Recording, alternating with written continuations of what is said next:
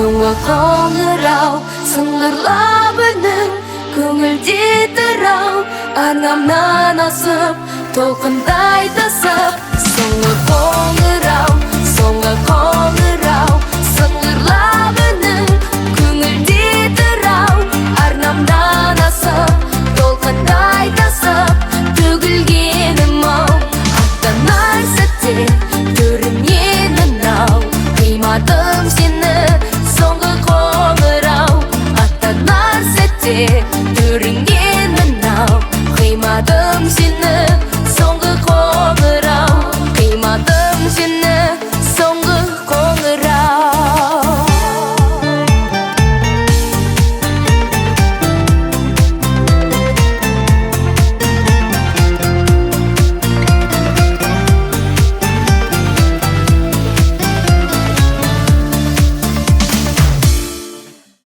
Армысыздар, құрметті қонақтар, аяулы да ардақты ұстаздар, қадірменді ата-аналар және сүйкімді шәкірттер.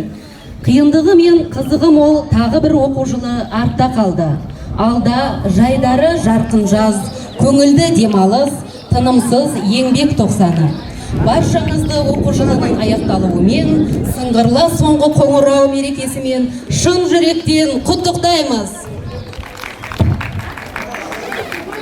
Бәрі ертең азамат болғалы тұр, үлкен өмір есігін ашпақ міне, келген қауым қол соғып қолданып бір, ұрпағын мақтануға қол салайық, бір бүгін мақтанайық, жар салайық, биылғы түлектерді ортаға алып, құрметпен қол соғып қарсы алайық.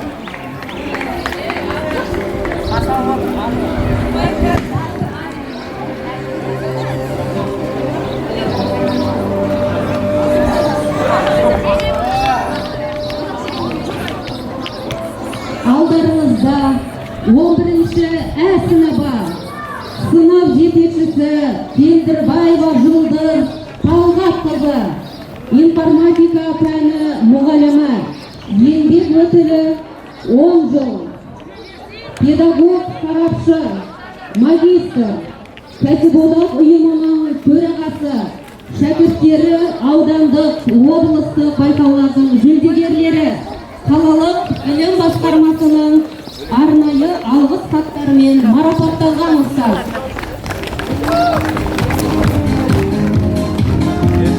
Сыныпта барлығы 21 оқушы, 2 оқушы алтын белгі, 3 оқушы үздік аттестат үміткерлері. Есіркеп Жанерке алтын белгі үміткері. Жанжігіт Айғана алтын белгі. Наматова Азизам үздік аттестат үміткері. Жанжігіт Айғаның алтын белгі үміткері. Қазақбай Алисан үздік аттестат үміткері. Камал Ержігіт үздік аттестат үміткері. Және де Ағабекова Зеля республикалық ғылыми жобалардың бірінші орын иегері. Есіркеп Жанерке 4 жылдық сурет саласы бойынша қызыл куәлік иегері.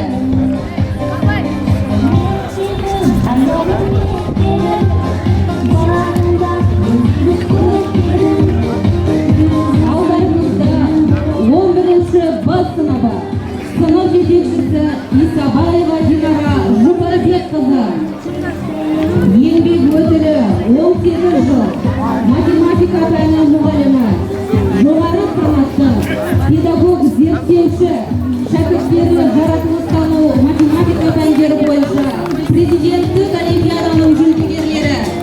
Сонымен қатар республика көлемінде олимпиада жүлдегерлерін дайындаған, қалалық білім басқармасының алғыс хатымен марапатталған үлгілі ұстаз. Сыныпта барлығы 22 оқушы, 2 оқушы алтын белгі, 1 оқушы үздік аттестат үміткерлері. Акимаева Құралай алтын белгі үміткері. Жунисова Әнел алтын белгі үміткері. Фазилова үздік аттестат үміткері. Сонымен қатар Рахматулла Мансур спорт саласы бойынша республикалық жарыстардың бірнеше дүркін жеңімпазы. Сонымен қатар Европадан 2-ші орын алған спорт маманы десекте болады.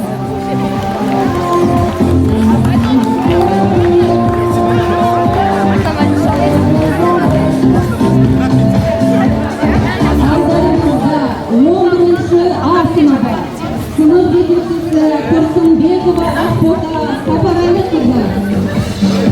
Еңбек өтілі 11 жыл. Тарих пәні мұғалімі, педагог, модератор. Бүгінде шәкірттері қалалық аудандық жарыстардың жүлдегерлері. Сонымен қатар қалалық білім басқармасының алғыс хаттарымен марапатталған ұстаз. Сыныпта барлығы 22 оқушы. Бір оқушымыз үздік аттестат үміткері Жантөре Диас. Сонымен қатар Жантөре Диас Малайзиядағы Сиами университетінің бүкіл әлемдік бизнес мамандығы бойынша грант иегері.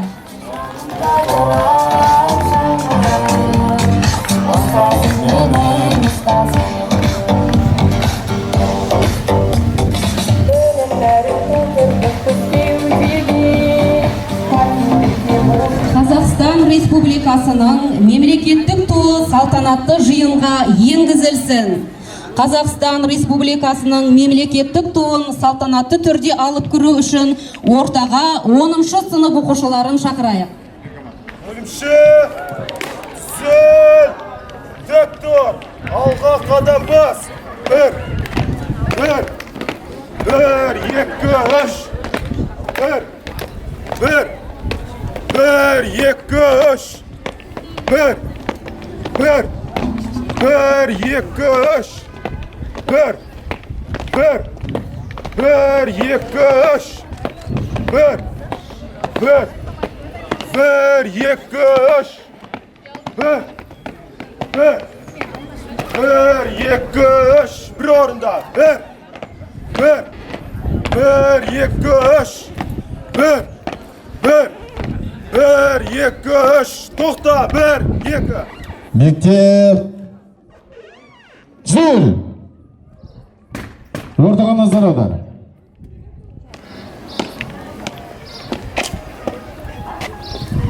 Нөмір 16 орта мектебінің директоры Сатыбай Қани мырза. Нөмір 16 мектеп соңғы қоңырау іс-шарасына ашылуға рұқсат етіңіз. Рұқсат. Кел.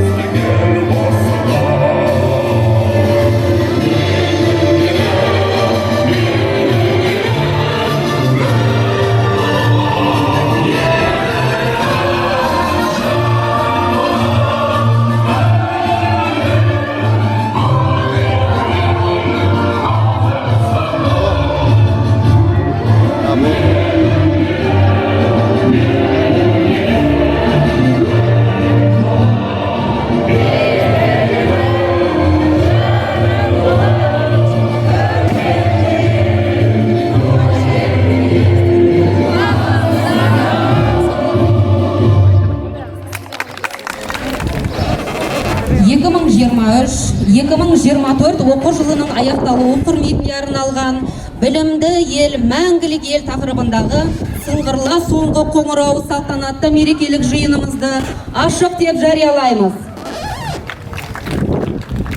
Бүгінгі салтанатты жиынға келген қонақтармен таныс болыңыздар. Утебаева Алия Алиовна, білім басқармасының бас маманы.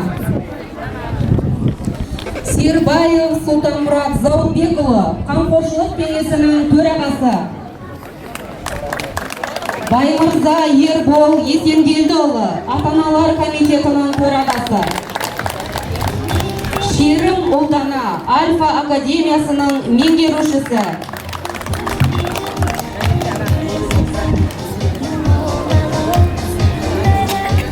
Ажырамай ұжымынан бір елісіз, жақсылыққа жаралған жүрегіңіз, сөз берелік мектептің басшысына түлектерге арналсын тілегіңіз. Құттықтау сөз мектеп директорының міндетін уақытша атқарушы Садырбаев Қанат Қалиұлына беріледі.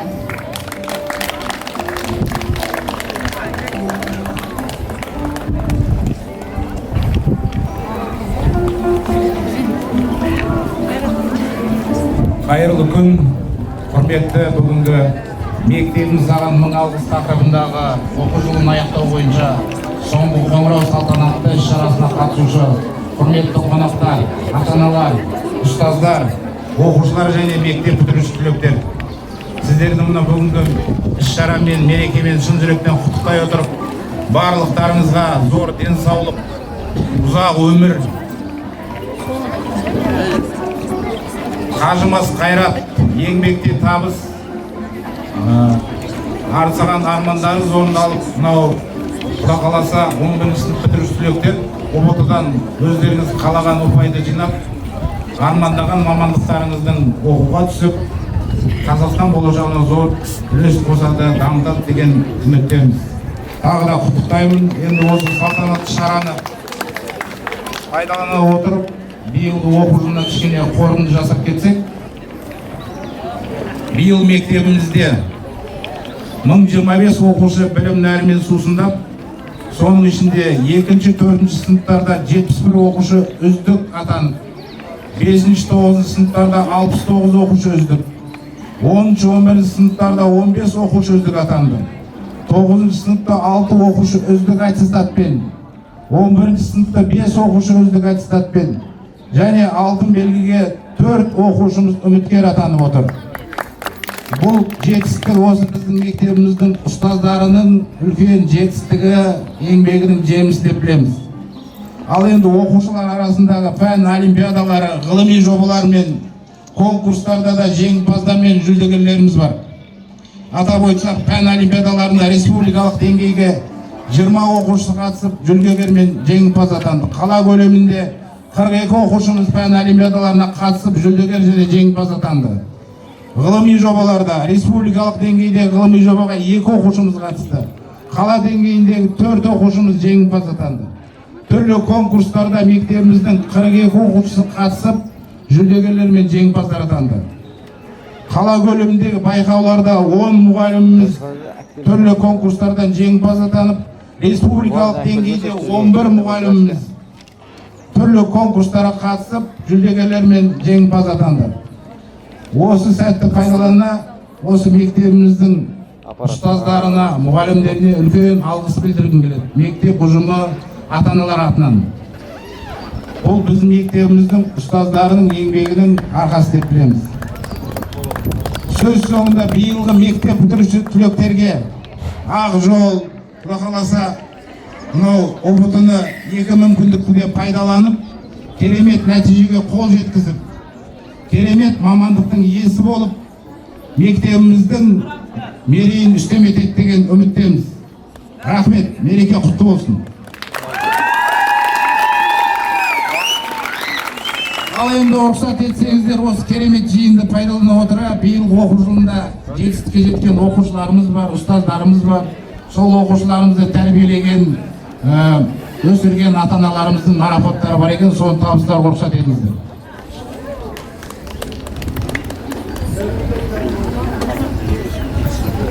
Шымкент қаласы білім басқармасына қарасты номер 16 жалпы орта білім беретін мектебінің 9-шы сынып оқушысы Күбеген Ажар Қасымқызы үлгілі тәртібімен үздік оқыған үшін марапатталады.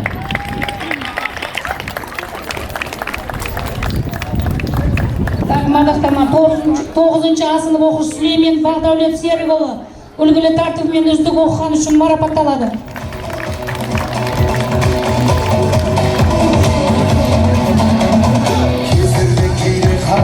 Мадақтама 9-шы сынып оқушысы Құлыбек Асет үлгілі тәртібімен үздік оқыған үшін марапатталады.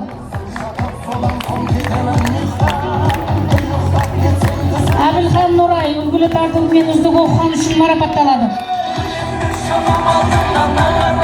Кенжебай Бек Сұлтан үлгілі тартыбымен үздік оқыған үшін марапатталады. Жұматай Керемет үлгілі тартыбымен үздік оқыған үшін марапатталады. Мұсабаева Хамида үлгілі тартыбымен үздік оқыған үшін марапатталады.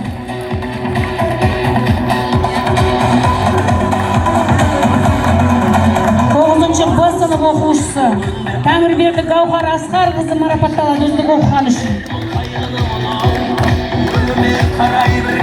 9-шы Б сынып оқушысы Өмірбекова Лаура Таласбекқызы үлгілі тартыбымен үздік оқыған үшін марапатталады.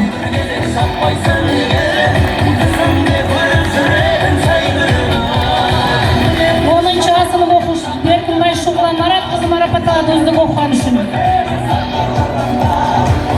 Беркінбай Шұғыла 10-шы А сынып оқушысы Алғысхат ата-анасына құрметті Демеуов Марат Беркінбайұлы. 10-шы А сынып оқушысы Сапар Талшын Бақтиярқызы үлгілі оқыған тәртібі үшін үздік оқыған үшін.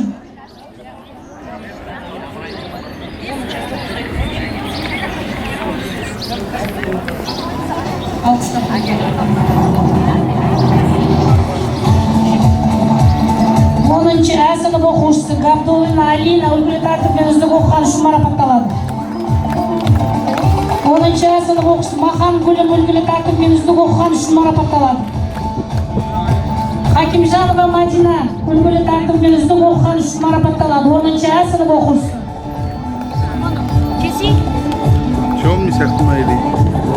10-шы А сынып оқушысы Тұрғын Ақжан үлгілі тәртібімен үздік оқыған үшін марапатталады.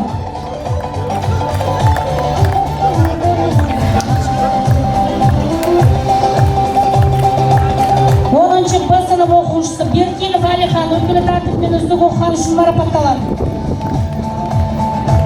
10-шы Б сынып оқушысы Меңлібай Дулат үлгілі тәртібімен үздік оқыған үшін марапатталады.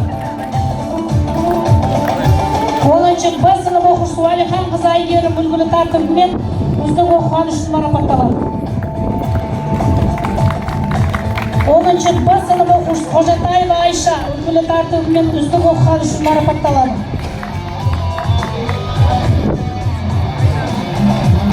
Алғысхат құрметті Умырзакова Ақжарқын Қасымқызы, сіздің қызыңыз 10-шы Б сынып оқушысы Қожатаева Айша өзінің талапты, білімді, еңбекқор, дарынды тұлға екенін көрсетті.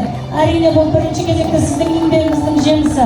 Ата-ананың қолдауы балаға сенімділік беріп, жаңа жетістіктерге ұмтылуға жол ашады. Сол үшін сізге шынайы алғыс білдіре отырып, ұрпағыңыздың тек қуанышы мен қызығына бөлене беріңіз демекпіз. Алғысхат құрметті Игенов Ақжарқын Мақсатқызы.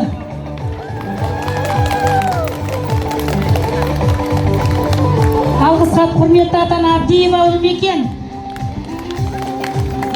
Құрметті ата-ана Тулиева Жанат.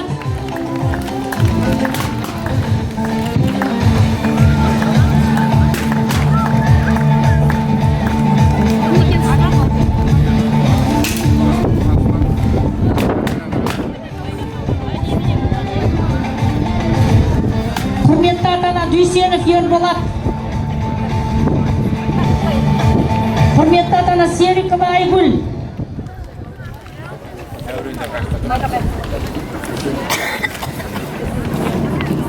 Құрметті ата-ана Жаппарова Жанар.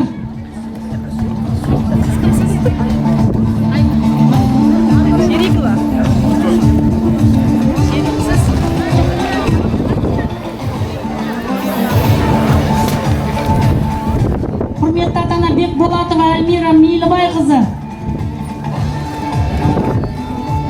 Құрметті ата-ана Құрмашина Бибігүл. Құрметті ата-ана Сариева Алия. Микрофон.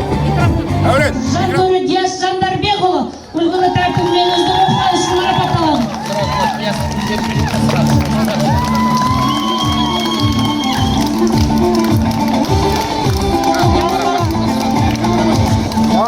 Бірінші дәрежелі диплом мемлекет басшысы Қасым-Жомарт Кемелұлы Тоқаевтың тәуелсіздік бәрі мен атты бағдарламалық мақаласын жас ұрпақтың арасында кеңінен насихаттау және патриоттық сезімдерін арттыру мақсатында өткізілген республика байқауына қатысып Қазақстан дарыны номинациясы бойынша жеңімпаз атанған дарынды оқушы Жантөре Диас Жандарбек марапатталады.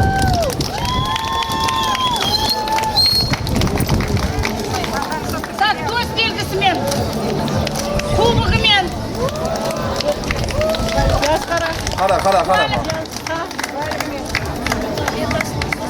Қара маңыра.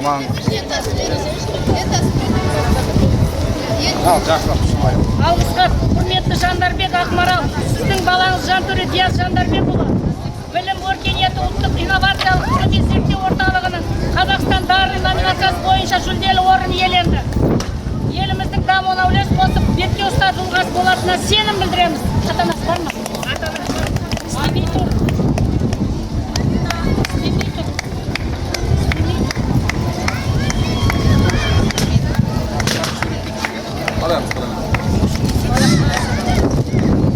Диплом бірінші дәрежелі мемлекет басшысы Қасым-Жомарт Кемелұлы Тоқаевтың тәуелсіздік бәрінен қымбатты атты бағдарламалық мақаласын білім беру саласының мамандары мен білім алушылардың арасында кеңінен насихаттау мақсатында өткізілген республикалық эссе жазу байқауына дарынды оқушылармен бірге қатысып, Қазақстан дарыны номинациясы бойынша жеңімпаз атанған Дүйсетаева Ақжарқын Бекболатқызы марапатталады.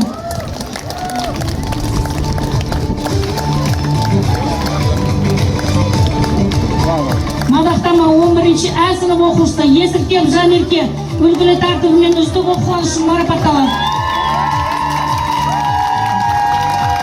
11-ші Ә сынып оқушысы Камал Ержігіт үлгілі тәртібімен үздік оқыған үшін марапатталады.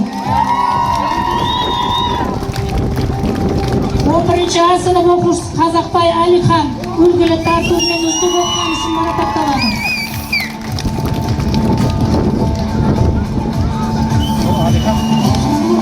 11-ші Ә сынып оқушысы Наматова Азизам үлгілі тәртібімен үздік оқыған үшін марапатталады.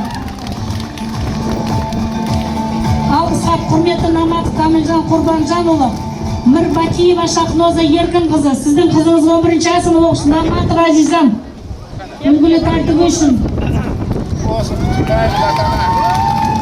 11-ші Ә сынып оқушысы Жан Жігіт Айғаным үлгілі тәртібімен үздік оқыған үшін марапатталады. Ата-анасына алғыс хат, құрметті Абдулаев Мұрат Жанжигитович, Бейселбаева Ғазиза Тұрсынтаевна.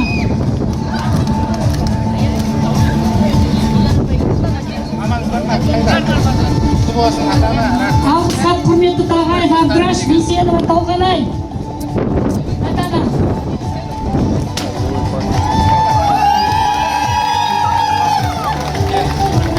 Б сынып оқушы Жүнисова Анел Жарылқасынқызы үлгілі тәртібімен үздік оқыған үшін. Анел қайда?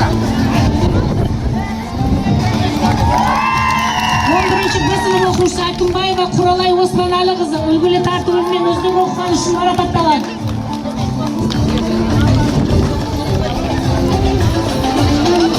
Алғыс хат, құрметті Сербаев Сұлтанмұрат Зауытбекұлы, сіздің қызыңыз 11-ші Б сынып оқушысы Зауытбек Әсемай өзінің талантты, білімді, еңбекқор, дарынды тұлға екенін көрсетті.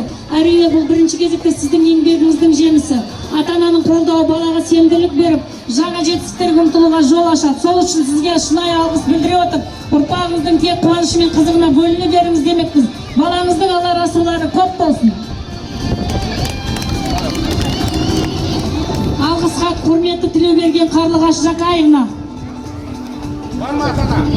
Құрметті ата-ана Бай Мұсаев Ермаш Тұрғанбайұлы.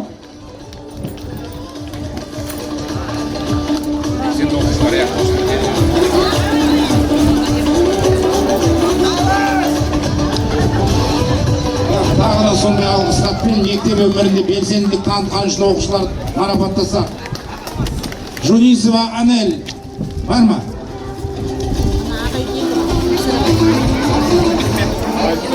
Мына жерде бар ма? Бай Мұсаев ата-ана.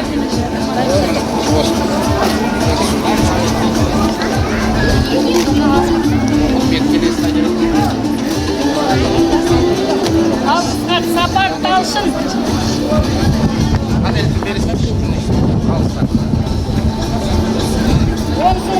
Сапар Талшын.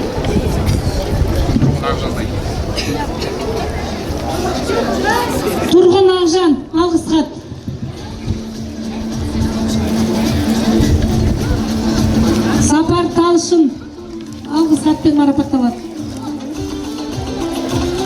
алғыс хат Хакимжанова Мадина марапатталады алғыс хатпен. Анварбек Аязхан марапатталады алғыс хатпен.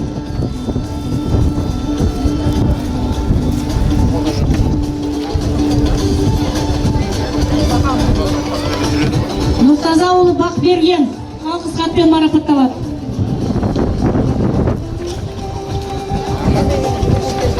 Мадақтама Қазақстан Республикасы Қорғаныс министрінің бастапқы әскери дайындық қағидаларын бекіту туралы бұйрығы негізінде оқу дала жиынына қатысып, дала жиынына белсенді қатысқаны үшін 10-шы Б сынып оқушысы Ералхан Асылжан марапатталады.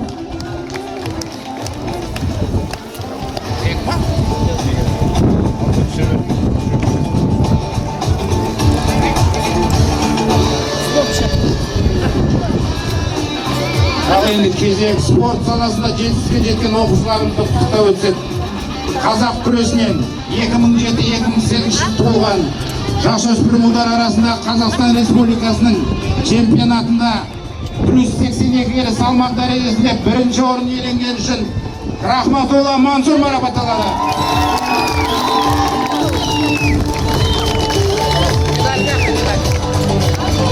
Мектебіміздің мақтанышы, мектебіміздің қуанышы Мансур Қазақстан чемпионы күрес бойынша.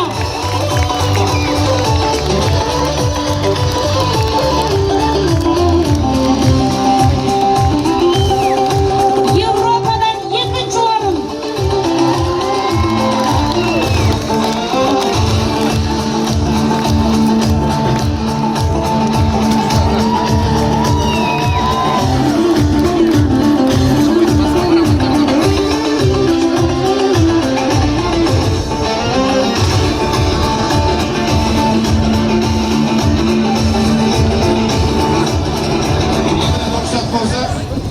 Осы оқушыларымыз осындай жетістікке тәрбиелеп ештеңе қылмайды. Жеткізген ұстаздарды да құттықтауға рұқсат етіңіздер. Шымкент қаласының білім басқармасы алғыс хат құрметті Байкүсі Ұлдаш Өсерқызы. Тәуелсіз еліміз бен жарқын болашағымыздың басты құндылығы жас ұрпаққа білім мен рухани патриоттық тәрбие беру жолындағы ұстаздық адал еңбегіңіз үшін сізге алғысымды білдіремін. Алдағы уақытта да еліміздің білім саласының дамуына үлес қосып, қоғам игілігі үшін ең мерейлі әрі аса жауапты жұмыс атқаруда шығармашылық табыстарға жете беріңіз. Сізге зор денсаулық, отбасыңызға бақ береке тілеймін. Басқарма басшысы Шамшиева. Алғыс хат Ұлдаш Өсерқызы, номер 6 жалпы орта білім беретін мектебі Машхұр Жүсіп оқулары республикалық байқауының қалалық кезең жеңімпазын дайындағаныңыз үшін, өнегелі ісіңіз үшін алғыс айтамын. Ізгілікке деген сеніміңіз артып, кәсіби парызбен өз мамандығыңыз үшін мақтаныш сезімі әрдайым алға жетелесін. Деніңізге саулық, отбасыңызға амандық және қызметіңізге табыс тілейміз. Директор Жиренова. Диплом 1-ші дәрежелі Машхұр Жүсіп оқулары республикалық байқауының қалалық кезең жеңімпазы Тұрғын Ақжан, номер 16 жалпы орта білім беретін мектебі директоры Жиренова. Алғыс хат 4-ші республикалық Машхұр Жүсіп оқуларын белсенді қатысқаны үшін Шымкент қаласы номер 16 жалпы орта білім беретін мектебінің 10 сынып оқушысы Тұрғын Ақжан марапатталады. Ұстазы Өсерқызы Ұлдаш. Сертификат Тұрғын Ақжан, 4-ші республикалық Машхұр Жүсіп оқуларының қатысушысы. Осындай шәкіртті тәрбиелегені үшін Байкүсі Ұлдаш Өсерқызына кәсіподақ атынан сыйлық.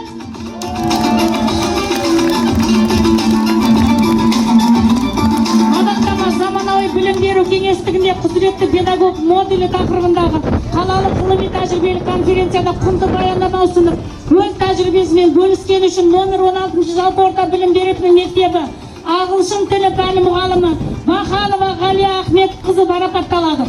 Директор Бекен Умарова.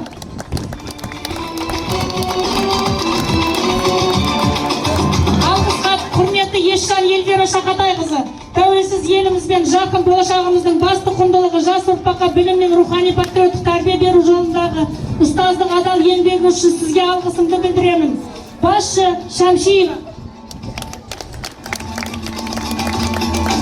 Алғыс хат құрметті Асқар Ахметов Асқар Абилханұлы, басшы Шамшиеваның атынан.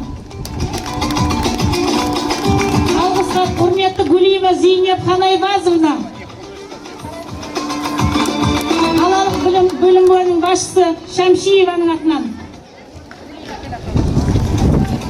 Қол соғып қошеметтеп қояйық оқушылар. Алғыс хат құрметті Садырбаев Қанатбек Қалиұлы, сізге зор денсаулық, отбасыңызға бақ береке тілейміз, басшы Шамшиеваның атынан.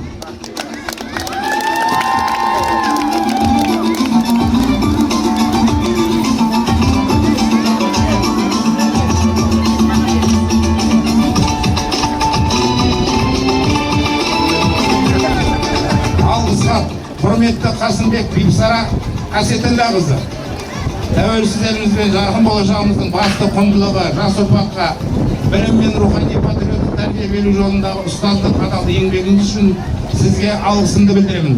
Басқарма басшысы Шамшиева.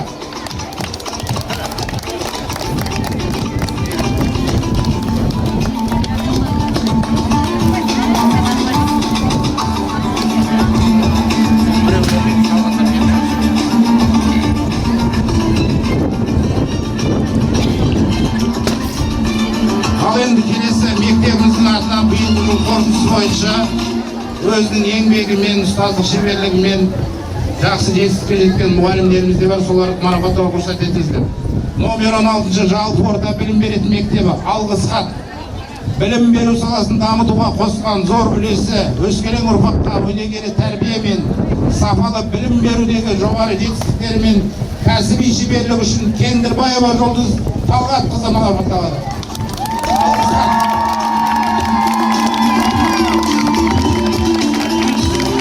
Дәл солай мәтінге алғыс хат Исабаева Динара Жубарбек қызына беріледі.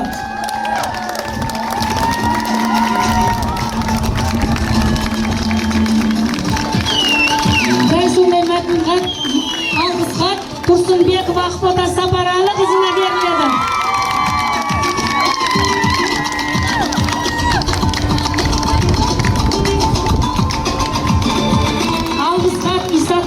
Зинара Ибадулла қызына беріледі.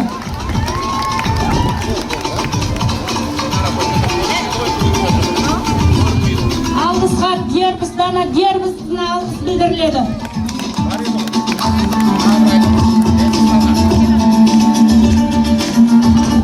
Дәл сондай мәтінде алғыс хат Нұржанова Албасын Данияр қызына беріледі.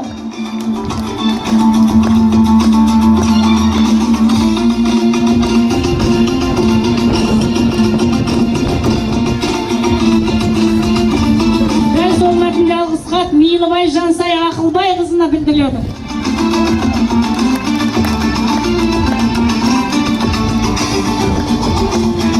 Алғыс хат Сейдахметова Салтанат Мадиярхан қызына беріледі. Алғыс хат Төлегенова Перизат Бақыт қызына беріледі. Құрманбаева Жанар Шадырбек қызына беріледі.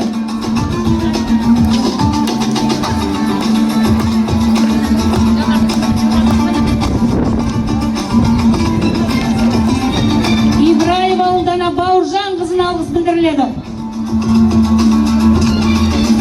Ергешева Гүлжамал Нұрғали қызына алғыс білдіріледі.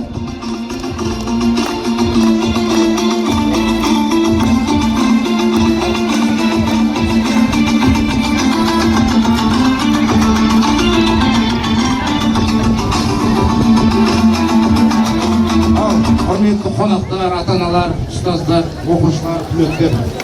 Тағы да сіздерді мерекемен шын жүректен құттықтай отырып, сіздерге ақ жол тілеймін. Мереке ары қарай жалғасын. Күшін қажыта алмас қарсағын, өмір теңіз толқындарын көргенде, асыл аға тілегіңді аңсармын демекші, бүгінгі салтанатты жиынымыздың құрметті қонақтарына сөз беріледі. Утебаева Әлия Әлеовна, білім бөлімінің бас маманы. Құрметті іс-шараға жиналған көпшілік қауым, түлектер, ата-аналар, ұстаздар, Бүгінгі мерекелеріңіз құтты болсын, түлектерге сәт сапар тілеймін. Жемісті болыңдар, Алла Расуларың биік болсын, жандарына жабысылар жылу болсын, әрдайым ұстаударыңды ұмытпаңдар. Сәт сапар түлектер. Сербаев Султанмұрат Заутбекұлы, қамқоршылық кеңесінің төрағасы. Мерекелеріңіз құтты болсын, өтіруші сіздерге алда Алла Расуларыңыз көп болсын. Жақсы армандарды оқуларыңызға түсе беріңіздер. Іске сәт. Баймырза Ербол Есенгелдіұлы, ата-аналар комитетінің төрағасы. Құрметті мектеп түлектер, сіздерге ақ жол тілейміз. Алға ұбт-дан аман-есен өтіп, қалаған мамандықтарыңызға аман-есен өтулеріңізге көмектесіңіз. Және де мынау ата-аналардың атынан басшы құрамына, мұғалімдер, қатысушылар, ұйымдастырушыларға ата-аналардың атынан осындай мереке үшін үлкен алғысымызды білдіреміз. Шерім Ұлдана, Альфа Академиясының меңгерушісі. Сәлеметсіздер ме? Құрметті 16-шы жалпы орта мектебінің бітіруші түлектері және де тәлімгерлері ұжымға сіздерді бүгінгі оқу жылының сәтті аяқталуымен құттықтаймын. Мен Шерім Ұлдана, сіздерге Альфа білім беру академиясынан келіп отырмын. Біз сіздермен бірінші жыл жұмыс жасап жатқан жоқпыз. Былтыр Азат есімді түлектерімізді шетелге оқуға түсірген болатынбыз. Және биыл біздің Альфа Академияның мықты үздік студенттерінің бірі Жантори Диас бізде 100-ден астам университеттерге документін тапсырып 30-дан астам студенттер университеттерден жалпы шақыртып алған болатын. Соның ішінен жалпы Диасқа бүкіл әлем бойынша $80 мың көлемінде қаржылай көмек берілді. Ол теңгемен 350 миллиондай сомма. Диас жалпы Американың Миннесота, Моррис, Лим, Томас секілді мықты университеттерінен қаржылай көмек алды. Және қазіргі таңдағы Малайзияның Сиамен атты университетті таңдап жатыр. Әрине бұл Диастың жетістігі бірінші ата-анасы және мектеп ұжымының жетістігінің, еңбегінің жетістігі деп білеміз. Сол себептен біз сіздерді Альфа Академиясының ұжымының атынан құттықтаймыз. Және алғыс хатты марапаттауға рұқсат етсеңіздер.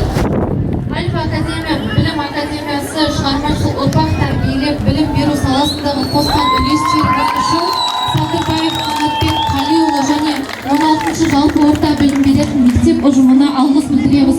Шығармашылық табыс шеңберіндегі жұмыстарыңызға үздік нәтиже тілейміз.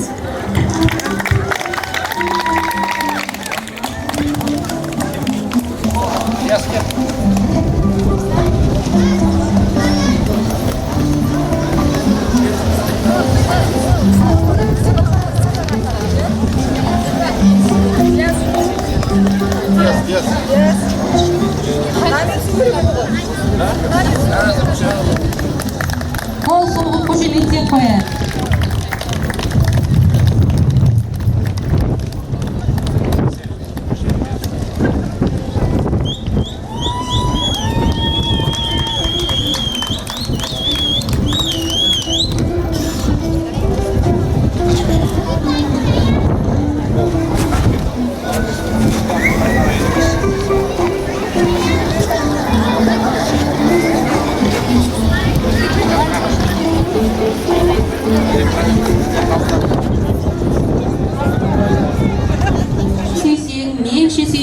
Мектебіміздің 4-ші сынып оқушыларының орындауында біздің мектеп әні жас бүлдіршіндерімізді қошеметпен қарсы алайық.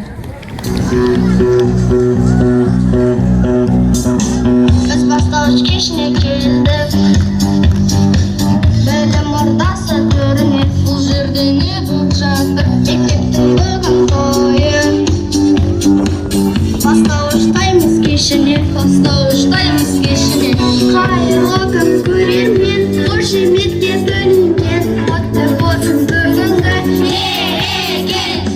Қуанышпен қарсы алды, сізге арнап ән салдық. Тілейміз тек сізге зор денсаулық. Бол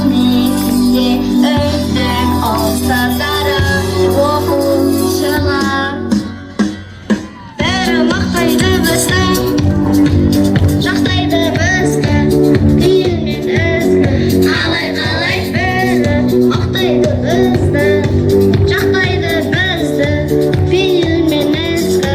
Біздің мектеп супер, мектепті алдыға тартып, жүрек ұстазбен қуана шалқып, шәкірттің өнері жұлдызы жағып, аман есен жүрейік жылдан жылға жетіп, арамызда жүр.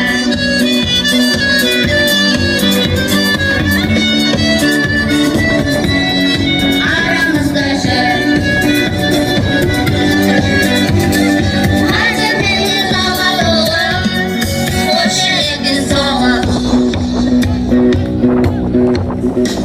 Ән жүрексізге жасап қорбек, тойлайықшы көңілдірек. Көңіл күйлеріңіз қалай естелік болсын осы күнне. Ұстаз айтқандай давайте хлопаться. Қайырлы күн көрермен, қошеметке бөлінген. Құтты болсын бүгінгі мереке. Қуанышпен қарсы алдық, сізге арнап ән салдық. Тілейміз тек сізге зор денсаулық. Бұл мектеп үздік ұстаздары оқушылар. Бірі ақтайды бізді, жақтайды бізді, пейіл мен ізгі. Қалай бірі ақтайды бізді, жақтайды бізді, пейіл мен ізгі.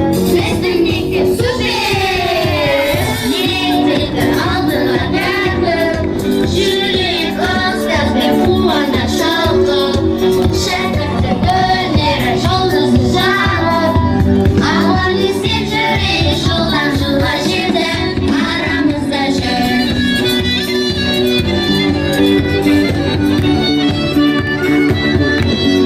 Арамызда жүр.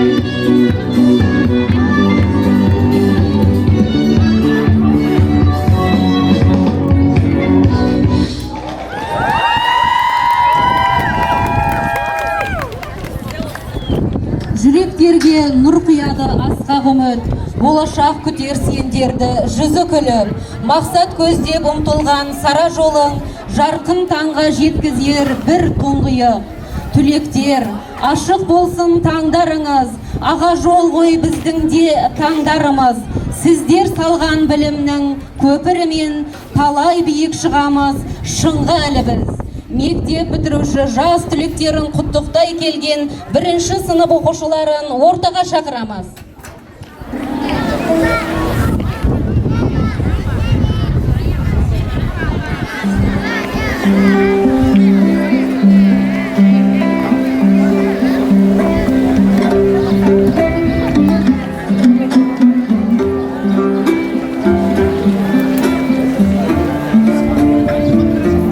Мектебім алтын ұям құт босаған, білімге бастау алдым осы арадан.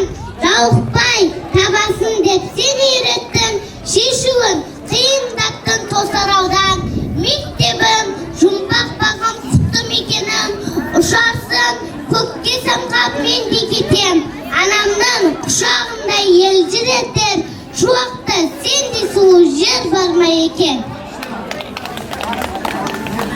Аллахқа ардақтықтар үнемі, алтын ұя ақ босаға киелі. Қанат қаққан білім алып өзінен, күллі шәкірт саған басын еді. Тәуелсіз Қазақстан байтақ жерім, қуаныш құшағында бүгін елім. Балалар аманатын ала тартар, жас ұрпақ алдарында міне бүгін. Білімнің қайнар бұлағы, өнердің жарқын шырағы, тұрағы өзі мектебім шәкірттің ашын қырағы. Мектебім мәңгі бапкерім, қарызын саған бәріміз, өзіңе деген парызды ақтаймыз салы әлі. Қош аман бол мектебім, қайта айналып келгенше, білім күнін сағынып, оң аяқпен емгенше. Мұңайғанда қасында, қуанғанда қасында, жақсы достан ешқасы. Алтын ұя мектебім аялаған, бар балаға білім беріп сая болған. Үлкен жолға сүріп шәкірттерін, табан қара жақсыға пана болған.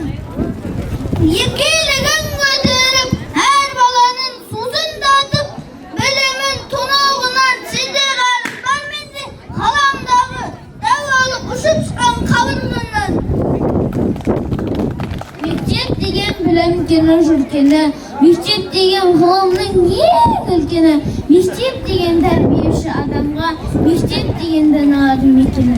Мектеп менің шаттық көңілім, мектеп менің шаттық толы өмірім, мектеп әнім болып төгілдің, мектеп анам болып та көрілдің.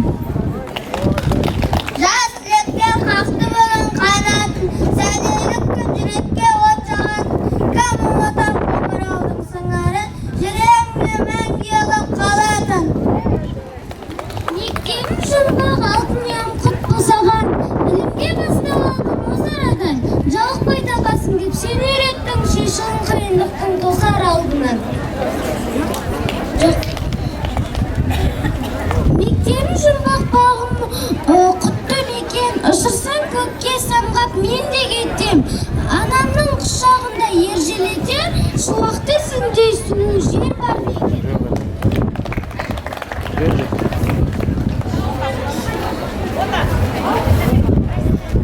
Ой, рахмет, талаптарыңа нұр жаусын. Балалар қошеметтеп қояйық кішкентайларды. Қош айтысып балалық шақ өткеніне, қош айтысып сүйікті мектебіне.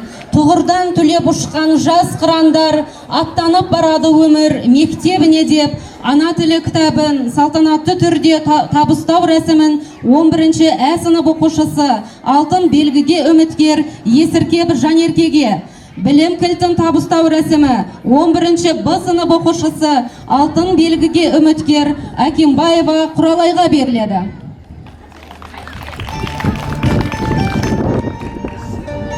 Ана тілі кітабы мен білім кілтін салтанатты түрде қабылдап алу үшін 1-ші сынып оқушыларын ортаға шақырамыз.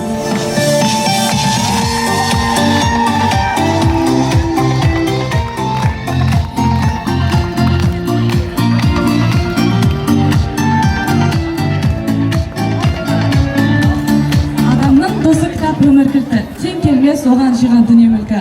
Ақылшы жаңа серік жол бастаушы, аслой қазынасы өмір көркі. Тұрады басын қарап әрбінеден басталған білім басы әліпбеден. Әліпбеден басталған бұл кітапты оқи берсең танисың бар әлемді.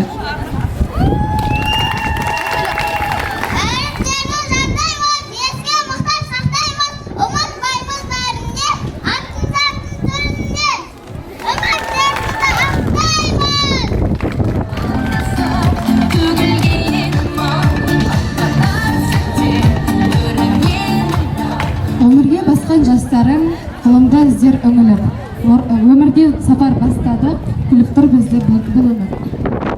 Білімді құйып санаға шәкірт болыңдар біліп, орнымызды біздің басарды, тапсырамын білім кілтін. Оқуды терең меңгеріп, аманатты ақтамыз, мектепті үздік бітіріп, әдеп салтты сақтап, үміттерімізді ақтаймыз.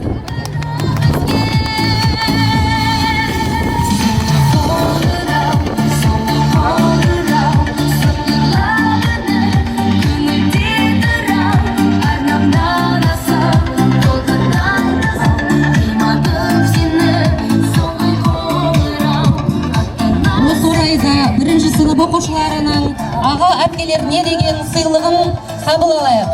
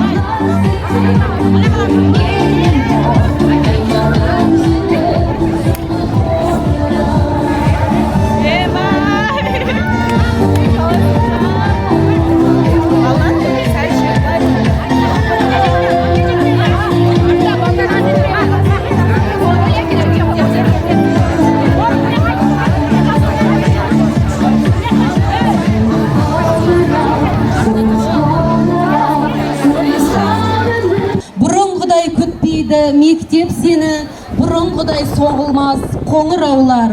11-ші А сынып оқушыларының орындауында енді қоңырау соғылмайды бізге әні.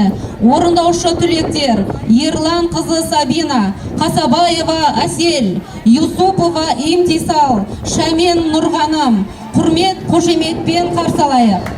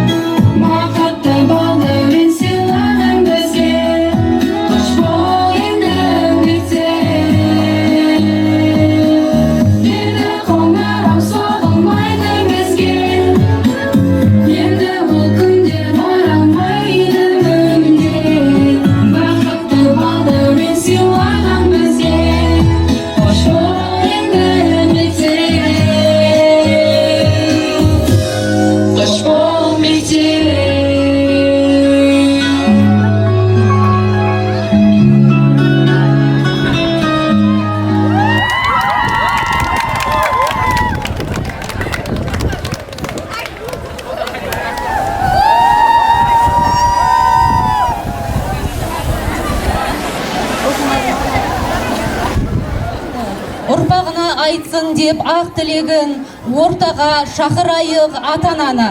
Ата-ананың баланың бас ұстазы дегендей, ата-ана мен мұғалім қатар тұрғанда, бала өзіне деген қамқорлықты толық сезінеді. Олай болса, мектеп бітіретін жас түлектеріміз бен бірдей жүректері лүпілдеп тұрған құрметті ата-аналарға сөз кезегін берелік. Ата-аналар, осы 16-шы мектептің аяулы ұстаздары, ата-аналар, және бүгін мектеп қабырғасынан ұшқалы отырған біздің алтын балапандарымыз. Мен осы мектепті алтын белгіге бітіргелі отырған Жан Еркенің анасымын. Ең алдымен осы мектептің ұжымына алғысымды айтқым келеді. Жаңа өздеріңіз көрдіңіздер, осы жерде бірінші кластың оқушыларының мектепке деген ниеттерін айтып отқаны. Біздің балапандарда мектепке 11 жыл бұрын осындай кішкентай болып келген бүлдіршіндер еді. Осы ұстаздардың арқасында, осы кісілердің берген білімінің арқасында міне балаларымыз мынандай болып, өте көз тоярлықтай болып, өсіп, білімге деген құштарлықтары артып, үлкендердің өміріне нық қадам басқалы отыр. Болашақтарың жарқын болсын, айналайындар. Алдағы тесттерден, мемлекеттік емтихандардан сүрінбей өтіңдер. Сендерге тек сәттілік тілеймін. Құдай қаласа осы мектепке 10 жылдан кейін мына өздеріңді оқытқан ұстаздарыңды іздеп келетін еліміздің қалаулы азаматтары мен азаматшалары болып келулеріне шын жүректен құттықтаймын. Мерекелеріңіз құтты болсын, ұстаздар.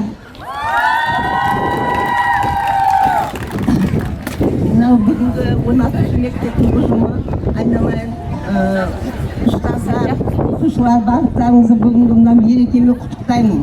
Алдағы уақытта мынау түлектеріңіз өз орнын тауып, абай айтқандай бір кірпіш болып қалансын.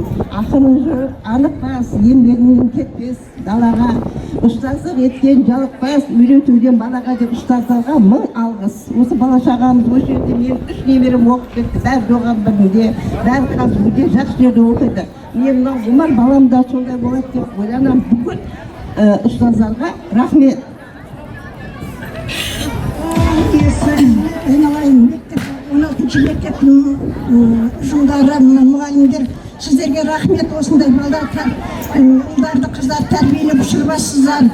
Міне Жасмин Мейрамның әжесі боламын мен. Айналайын, болашақтарың жарқын болсын. Осы мектепте абыройлы азамат болып өсіңдер. Айналайын, бүгінгі мерекелеріңе құтты болсын. Бала-шағаларың айналайын, бақытты болыңдар. Болашақтарың жарқын болып, Құдай қаласа, осы елдің үлгілі азаматтары, азаматшалары болып өсіңдер. Ассаламу алейкум, 16 мектептің жаңағы ұстаздары, сіздерге мың алғыс. Барлықтарыңызды бүгінгі мейраммен құттықтаймын. Құдай қаласа, мына әуелі Алла осы дүниені жаратқан, онан кейін осы балаларды дүниеге әкелген ата-аналарға алғыс, онан кейін мына ұстаздарға алғыс. Осы мына мектеп бітіріп жатқан түлектерге айтарым, әрдайым өмірлері жарқын болсын, жүздері жарқын болсын, дендері сау болсын. Мына Алла алдында не ниет қылған болса, сол ниеттеріне жетуді Аллам өзі нәсіп етсін. Барлықтарыңызға рахмет, мейрамдарыңызбен және бір рет құттықтаймын. Құрметті ұстаздар, бүгінгі мейрам балдарымыз, ата-аналар құтты болсын.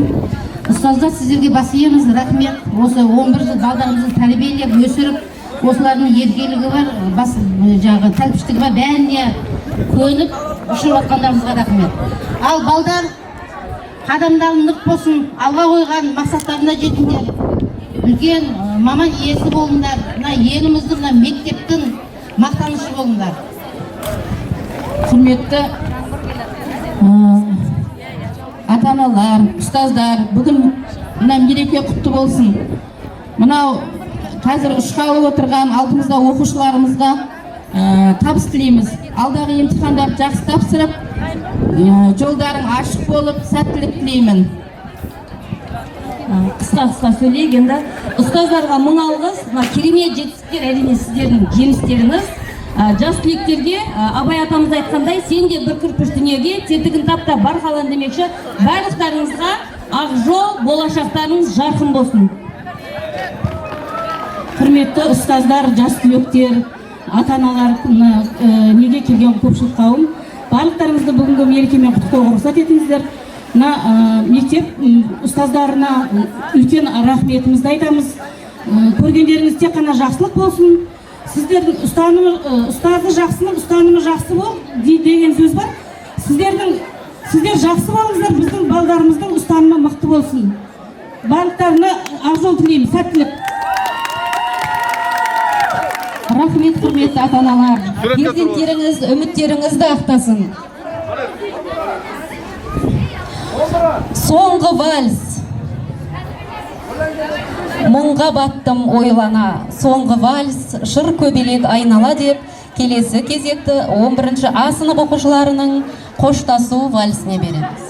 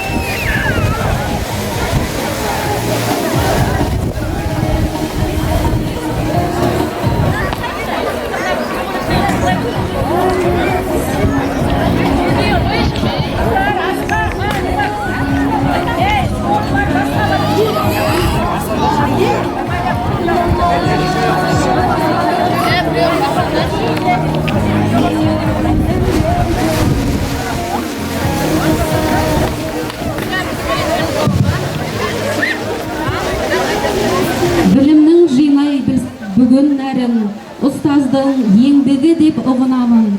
Алғашқы ұстаз бір сіздің арқаңызда, бұл күнде шарлай алсақ білім бағын. Бір сізді теңеуменен бәр асылға, біледі, ұғады ұстаз бағасында.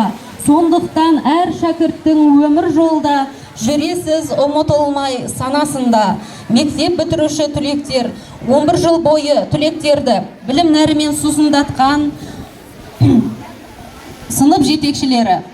11-ші А сыныбына сынып жетекшілік еткен Турекулова Гүлдана апайымызды, 11-ші Ә сыныбына жетекшілік еткен Мұсахан Динар апайымызды, 11-ші Б сыныбына жетекшілік еткен Жетібаева Жазира және де Құттымбетова Динара ұстаздарға келесі құттықтау сөздерін береміз.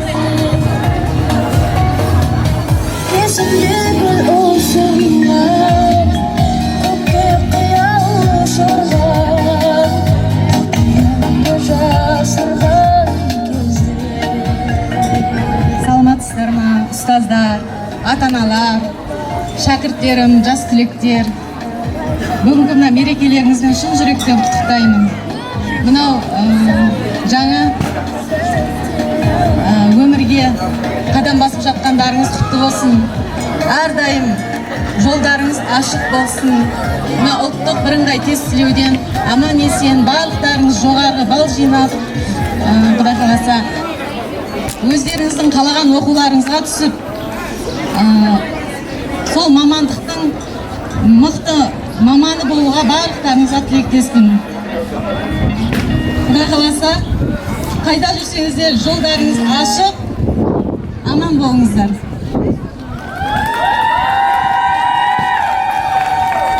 Саламатсыздар ма, құрметті ұстаздар, ата-аналар және бітіруші түлектер. Міне мектеп табалдырығын алғаш қалам ұстап, тарыдай болып кірген балалар бүгін таудай болып талапкер болып ұшқалы тұр. Ата-аналардың және ұстаздардың арқасы деп ойлаймын. Дендерің сау болып, тек биіктерден көрініп, ата-ана мен ұстаздарды дәрежесін жоғарылатып көрсете біліңдер. Сәттілік сіздерге. Қазір ата-аналарымды көріп қуанып жатырмын. Балдарыңыз, үміттеріңізді ақтайтындай үлкен ер азамат болып өсе берсін. Жолдары ашық болсын. Қайырлы күн, құрметті ата-аналар, әріптестер, оқушылар. Сіздерді бүгінгі оқу жылының аяқталуымен шын жүректен құттықтаймын. Мынау биылғы 11-ші сынып бітіріп отырған шәкірттер сіздерге ақ жол, қанаттарыңыз талмасын. Құдай қаласа тек биік белестерден көріп 16 мектептің атын әлемге әйгілі ете беріңіздер. Біз сіздерге сенеміз. Ақ жол сіздерге. Қандай керемет көрініс. Ұстаздарымыздың құшақтары гүлге толып, ұстаз шәкіртімен мықты. Рахмет сіздерге.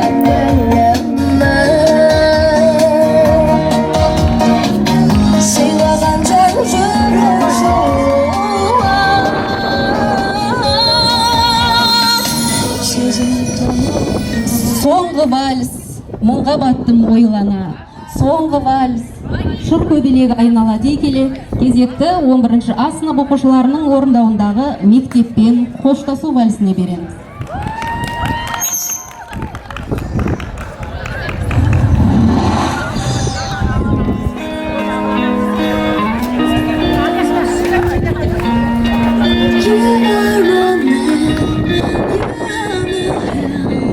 Tell me what's happening.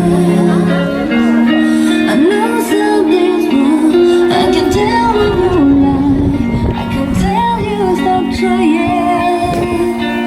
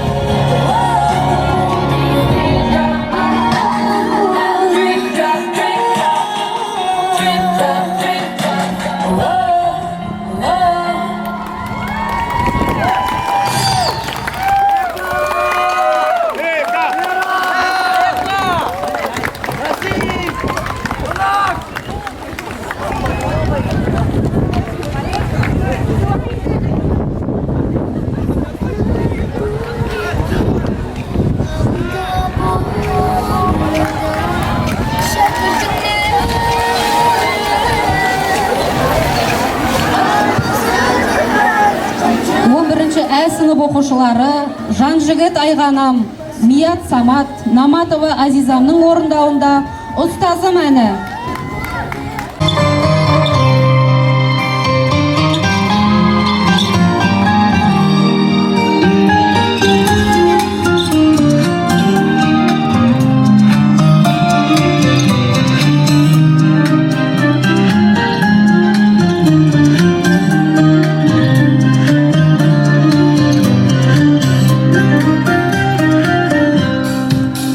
Жалықтап кетсем шаттанам, шәкірт қиялым, кәлемнің алып бағасам, ойға жияды. Бағалай білген ұстаздар, ардақты жандар, оралмай кеткен сағымдар, алтын ұяда. Өріме тартып балаған сенгенің үшін, біз сені артып біздерге келгенің үшін, сәтіңді қиып баулыған еңбегің үшін. Мың алғыс саған ұстазым, мың алғыс саған. Тіліңнен не бар бағалар, ғаламда мәнді, ұстазың алар үлгі боп адамға мәңгі.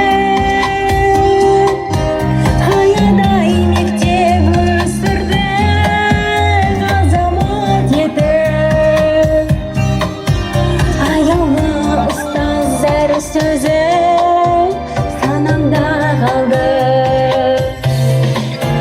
Өріме тартып балаған сенгенің үшін, біз сені артып біздерге келгенің үшін, сәтіңді қиып баулыған еңбегің үшін. Мың алғыс саған ұстазым, мың алғыс саған.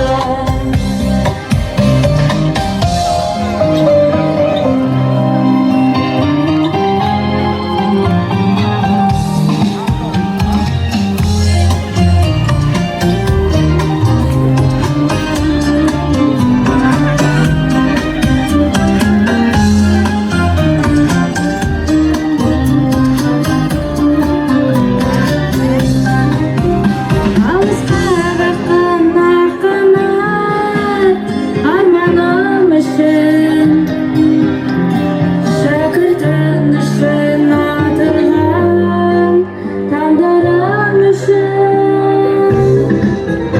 Акесетін артуға болғаным үшін. Мың алғыс саған ұстазым, мың алғыс саған. Өріме тартып балаған сенгенің үшін, біз сені артып біздерге келгенің үшін, сәтіңді қиып баулыған еңбегің үшін. Мың алғыс саған ұстазым, мың алғыс саған. Мың алғыс саған ұстазым, мың алғыс саған.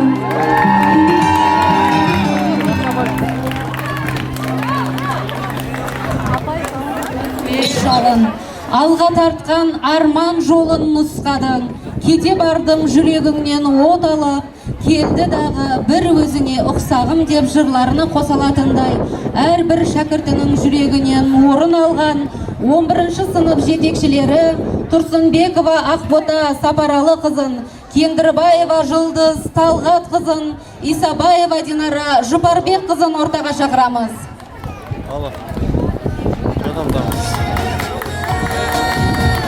Неме дейді? Қаратан ба? Ол ауылда емес? Болды.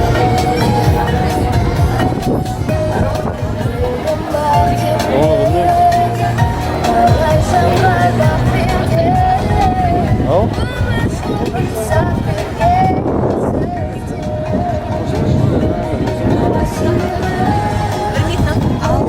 Құрметті ата-аналар, құрметті ұстаздар, құрметті мектеп бітіруші түлектер, бүгінгі сендердің мектеп бітіріп үлкен өмірге қадам басқандарың құтты болсын. Тек қана алда жақсылық сендерді үлкен жоғары оқу орнына түсіп, барлықтарың жолдарың ашық болып, өмір жастарың ұзақ болсын. Тек қана сендерге жақсылық тілеймін. Оқушылар,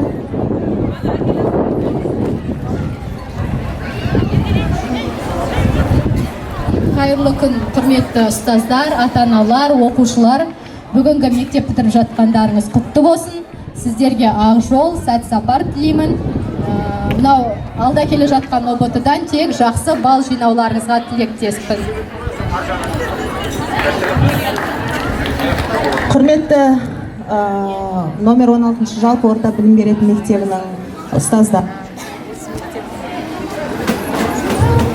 Осы мектептің оқушылары, ата-аналар, сіздерді бүгінгі келіп жеткен мына ерекше күнменен құттықтаймын. Дендеріңіз сау болсын, өмір жастарыңыз ұзақ болсын. Дәл қазір мына жас түлектеріміз жүректері лүпілдеп толқып тұр. Құрметті жас түлектер, мынау бүгінгі қуанышты күндерің құтты болсын. Сендерге өмірде тек қана жақсылық тілеймін. Аспандарың ашық болсын, болашақтарың жарқын болсын.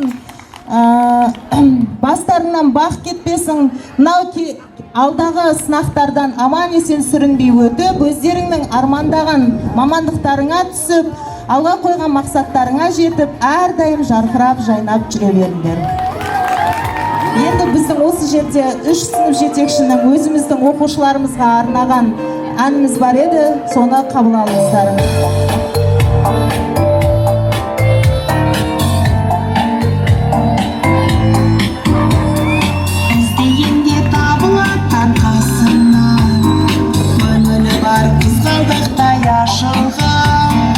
Көріспесек сағыныштан жүдетін, кім бар екен шәкіртімдей жанынан.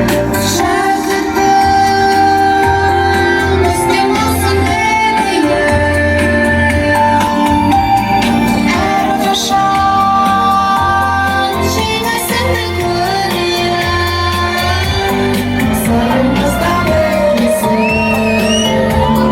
шарамызда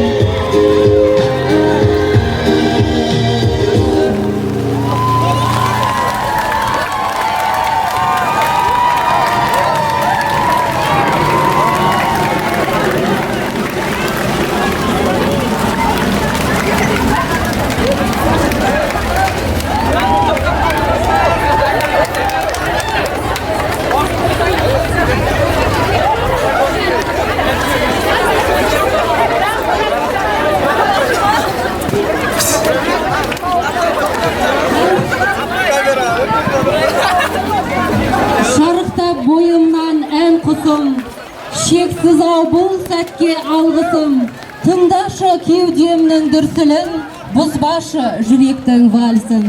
11-ші басынып түлектерінің мектеппен қоштасу вальсі. Құрмет қошеметпен қарсы алайық.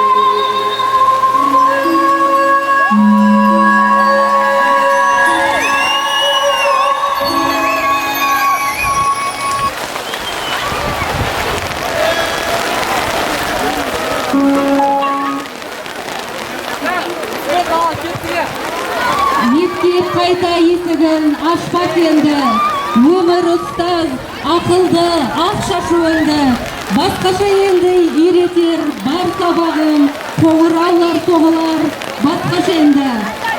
11-ші басынып оқушылары, Әкімбаева Құралайдың, Бекзадаева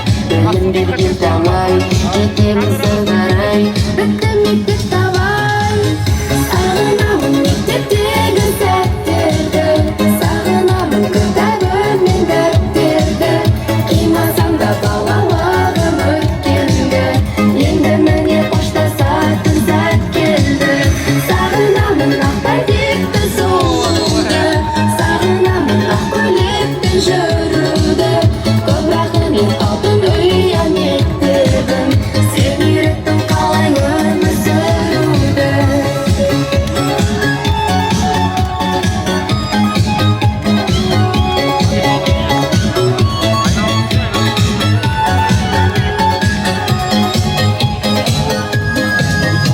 химия сабағы эксперт алаңы физика формула Ньютон талабы Бұлдардың барлығы ұшыға барады Шіркін ай сол кезде есімде қалады Сағынамын мектептегі сәттерді Сағынамын кітабым мен дәптерді Қимасам да балалығым өткенді Енді міне қоштасатын сәт келді Сағынамын ақ бәтекті сұлуды Сағынамын ақ көйлекпен жүруді Көп рахмет алтын ұян еттің Сен үйреттің қалай өмір сүруді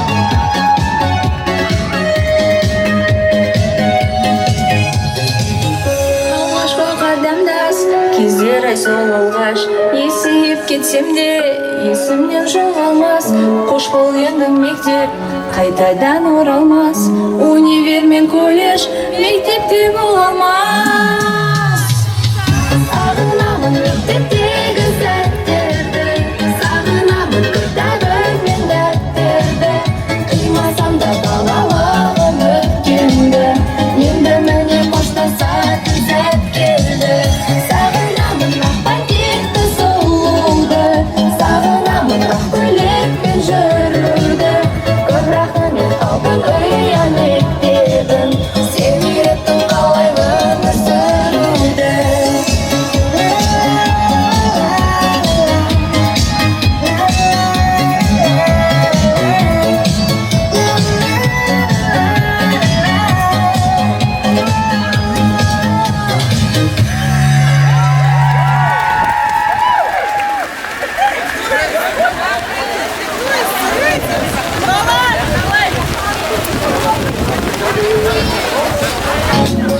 Бүгін алғашқы қоңырау мен соңғы қоңыраудың арасын жалғаған 11 жылда мәреге жеткен күн. Бүгін мектебім, ұстазым деп ерекше көңіл күй қимастық болатын күн. Бүгін аталар ақ жол тілеп, ақ бата берсем деген күн. Бүгін әжелері ерке немересінің ер жеткенін көргісі келген күн. Бүгін әкелер қызым бой жетті деп мақтанған күн. Бүгін аналар ұлым ер жетті деп шаттанған күн. Бүгін ұстазының жанына шәкірт болып соңғы рет топталған күн. Бүгін арманға алыс қанат қаққан күн. Бүгін мектеп тарихында түлектердің жадында мәңгі өшпейтін күн.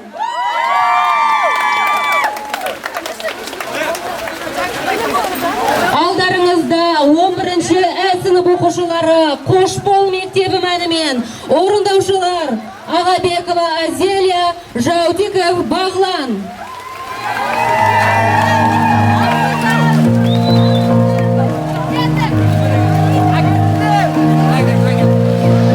Әліппен алып, әріптен танып, таудай болған біз сарыдай болып барып.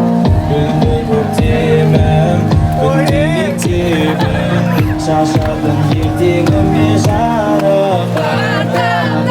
Қолсыздық аспанға, жаңа өмір бастауға, жетеміз біз асқарға. Бақтардан қолсыздық аспанға, жаңа өмір бастауға, жетеміз біз асқарға.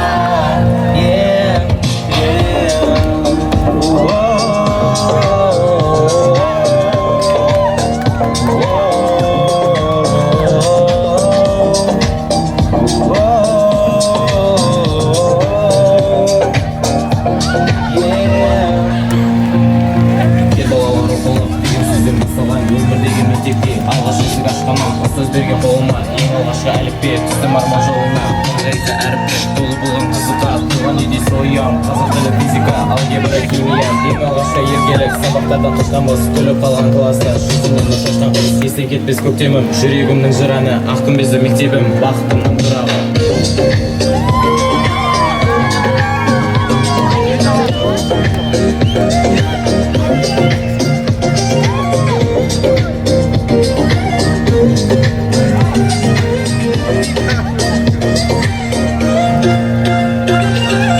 Сол бір күніміз, мүлгін сырымыз Естен кетпейтін мәңгі 11 жылымыз Біздегі сенім, тәрбиен сенің Мектебім алтын ұян менің Бағдардан қолсыздық аспанға Жаңа өмір бастауға Жетеміз біз асқарға Бағдардан қолсыздық аспанға Жаңа өмір бастауға Жетеміз біз асқарға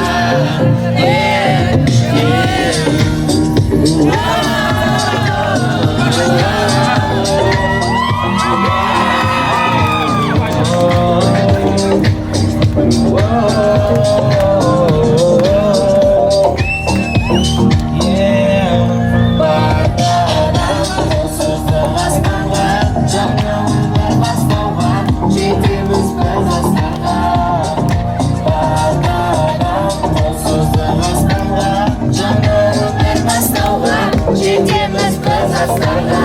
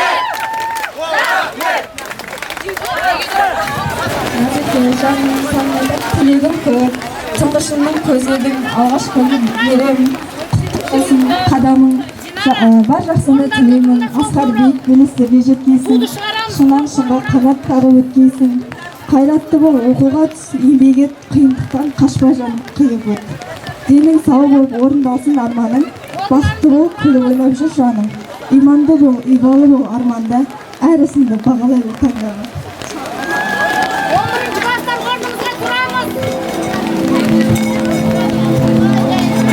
көгершіндей самғандар түлектерің орындалсын өмірде тілектерің үнімен соңғы естіген қоңыраудың дірілдеді-ау ерекше жүректерің бүгінгі күн жас тілектің жаңа өмір баспалдағына жолдама берілетін күн осы орайда соңғы қоңырау соғу салтанатын құрметпен бірінші сыныптарға тапсырылады.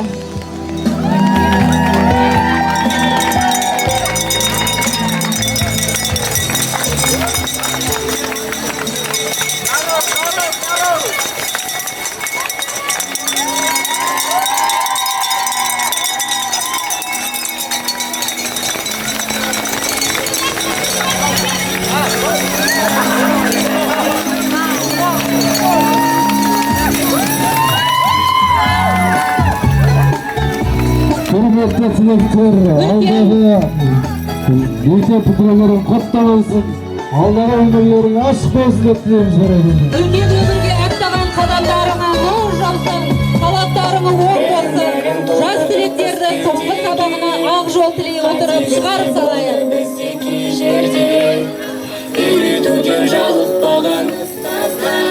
Директордың тәрбие жұмысы жөніндегі орынбасары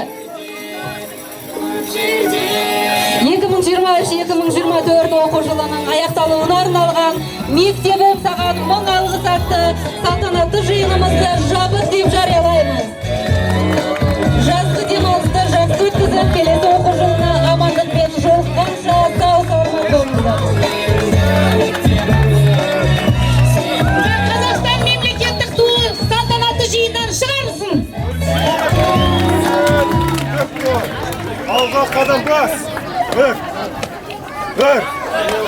Bir, iki, üç. Bir. Бітіруші түлектерімізге ақ жол тілейміз, сәт сапар сіздерге. Сіздермен біз мақтанамыз. Сау болыңыздар.